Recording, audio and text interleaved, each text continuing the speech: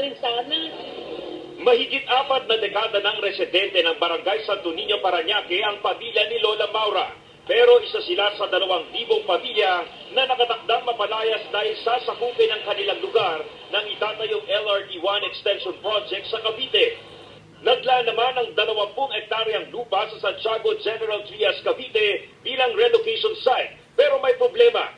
Batay sa kasunduan noong 2008 sa pagitan ng Light Rail Transit Authority at dating Cavite Governor Ayong Maliksi, mahigit sa 500 milyong piso ang ibinigay sa probinsya para itayo ang 2,000 units ng bahay. Pero 180 units lang ang natapos. Kinbesyon naman ng mga opisyal ng barangay ang halos 50 milyong pisong ginastos sa pagtatambak ng lupa. Siguro, sobra naman siguro yun. Ikita nyo naman, kapatagan naman talaga ito lugar namin.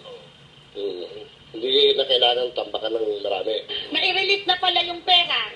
Pagkatapos, hindi namin napapakinabangan yung sadyang para sa amin. O saan napunta yung pera?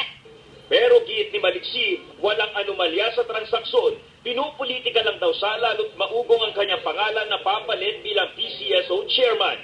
Parang bahagi ng mga devolution yun na prendira sa akin eh. At kaya nga ako binabarat ng mga gambling noon eh. Marahil nagtatakot sila sa akin kung nagkakatotoo yun eh.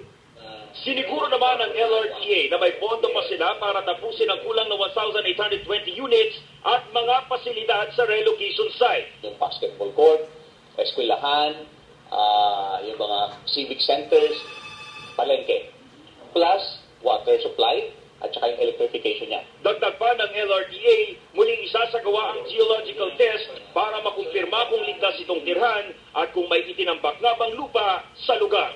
Dominic Albero,